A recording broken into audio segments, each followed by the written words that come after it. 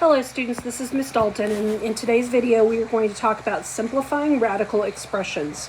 So the first thing that you need to realize is that if you have a radical, so we have this index right here, m, and if there's nothing written there, right, that's assumed to be a square root. And so if there's nothing written there, then that's going to be a 2. But there can be other indexes. You could have the cube root. You could have the 4th root. There's several that you can have.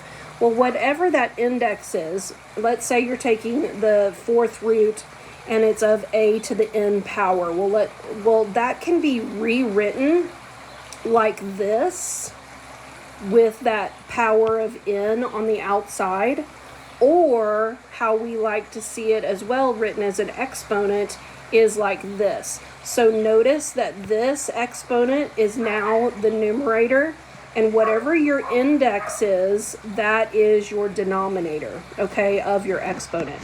So I wanted to take a second and I want you to realize that these are, in fact, the same thing.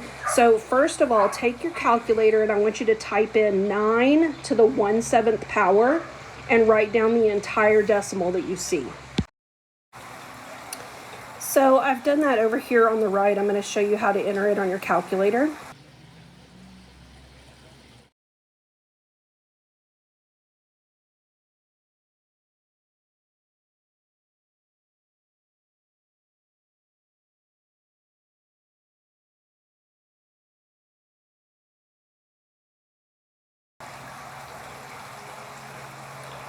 Okay, and I would recommend that you, when you're entering the exponent as a fraction, make sure you're using alpha y equals. It will make it a lot easier.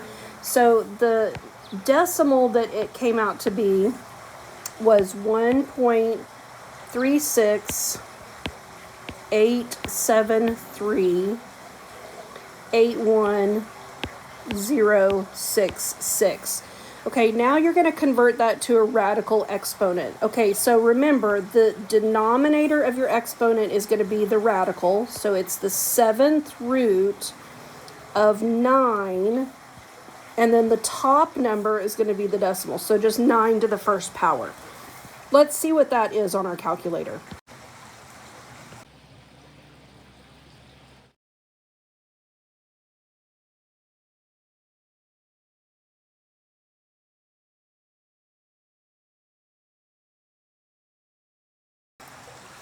Okay, so to get to the 7th root, you would want to go to math, and then it is number 5.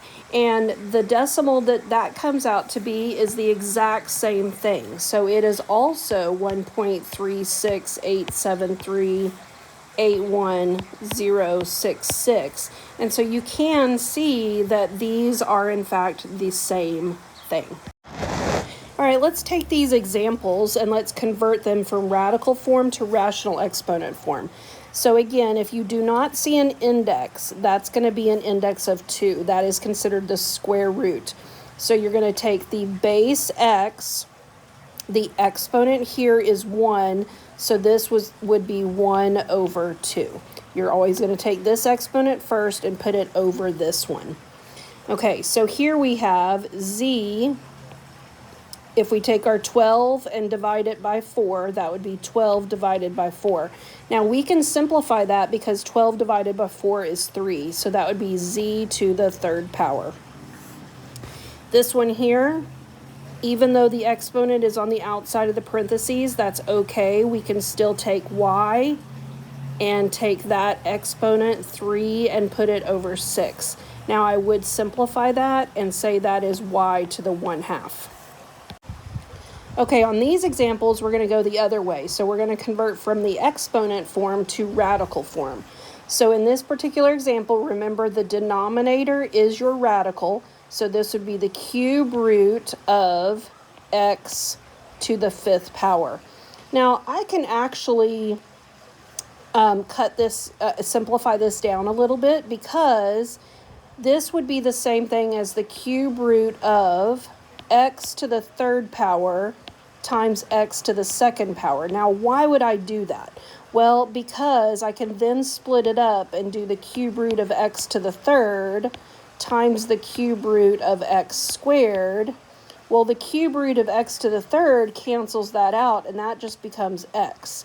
And then I would leave it as the cube root of x squared. So that would be x times the cube root of x squared. All right, let's look at this next one. So this is going to become our index, so that would be the 7th root of x squared. This one, I would go ahead and simplify that first and make that z to the 1/2. And so this is going to be just the square root of z. Okay, without using the calculator, let's go ahead and evaluate these. Well, if you have 25 to the 1/2, remember that's just the square root of 25. Well, the square root of 25 is 5, so that would be the answer. Here we have the cube root of 27, and then we're going to square it. Well, the cube root of 27 is 3, and then we're going to square that, and so the answer would be 9. Here we have 8 to the 2/3 power, so remember this can be written as the cube root of 8 to the 2nd power. Well, the cube root of 8 is 2, and then that would be 2 squared, which is 4. All right, let's get to some little more complicated ones when you're going to have to use your properties of exponents. So a couple of suggestions is to rewrite it in rational exponent form if it is given in radical form, and then use your properties to simplify. Remember, don't ever leave a negative exponent in your final answer, because remember, the negative exponent can make you flip it. And so that's what you would want to do to make it most simplified. And then rewrite your final answer in the same form as the original problem. So if it was given to you as an exponent, keep it as an exponent. If it was given to you as a radical, write it as a radical. So let's look at this first one. Now, when you have a power to a power, you're supposed to multiply, okay? So you would have to do 2/3 times a -3. Well, that's -3 over 1. So that's, when you multiply, you just multiply straight across. So 2 times -3 is -6 divided by 3. So that would give us -2. So this would be x to the -2 power. But we don't want to leave it as a negative. Remember, the negative exponent requires you to flip this, the base, and this is over 1. So it'd be 1 over x, and then after you flip it, it becomes a positive exponent. And so this would be your answer. All right, let's look at this next one. The outside numbers you multiply just like normal. So 2 times 4 is 8. But then I have the 6th root of x times the square root of x. Well, let's rewrite that as an exponent. So that would be x to the 1/6 power times x to the 1/2 power. And when you're multiplying same bases, you add these exponents, okay? So if I'm going to add a 1/6 and a 1/2, they have to have a common denominator. So this could become 3 over 6. So if I add those, that would be 4 over 6, which could reduce down to 2/3. So this would be 8 times x to the 2/3 power. But because the original was written as a radical, then we're going to write this as 8 times the cube root of x squared.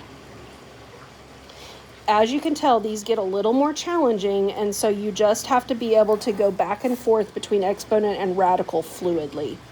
Okay, I'm going to let you try that last one on your own, so pause the video and see if you can get it. All right, check your answer on this last one. You would need to subtract those exponents, and you have to get a common denominator. Common denominator would be 4, so when you subtract those, that becomes 5/4. And you would divide your coefficients like normal. 6 divided by 2 is 3, so the final answer would be 3 times x to the 5/4.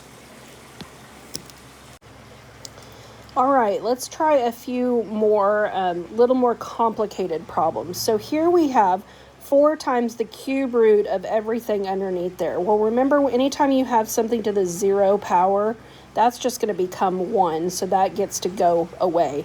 So this is 4. Let's split this up. This would be the cube root of 8. This would be the cube root of x to the 6th. And the cube root of y to the 9th. Okay? Well, the cube root of 8 is 2, so I would have 4 times 2. Now, this next one, cube root of x to the 6th, that can be written as x to the 6 divided by 3, which would be x squared. And this one here would be y to the 9 divided by 3, which would be y to the 3rd. So when I simplify that, that becomes 8 x squared y to the 3rd. And I would just leave it like that because we can't write it as a radical since we have whole number exponents. Okay, let's look at part B. Now remember, when you have something to the 1/3 power, that's the same thing as the cube root. Now this is going to go to everything in that numerator. Well, if you have 27 to the 1/3 power, that's the cube root of 27. The cube root of 27 is 3. Now, when you have a power to a power, you're going to multiply. So that would be 15 times 1/3, which would be x to the 5th, because that would be the 1/3 of 15. And then y to the 3rd to the 1/3, that would be y to the 1st power. And then z to the 21st to the 1/3 power, you'd multiply. So 1/3 of 21 is 7, so that would be z to the 7th. Then we're going to divide it by x squared, y to the 3rd, z to the 7th. Well, the z to the 7ths cancel. And look and see where you have more, and that's where you're going to put it. So the x squared is going to cancel with 2 of them here and make that x to the 3rd. This y is going to cancel with 1 of them here and make that a y squared. So your final answer should be 3x to the 3rd over y squared. All right, let's try this next one. So here we would multiply those powers. So that's going to give you 16. When I multiply those, the 3's cancel, so that would be 16 to the 1/2 power, which is the same thing as the square root of 16, which is 4. So your answer would be 4. All right, that's all I got for you today. So if you have any questions, please let me know.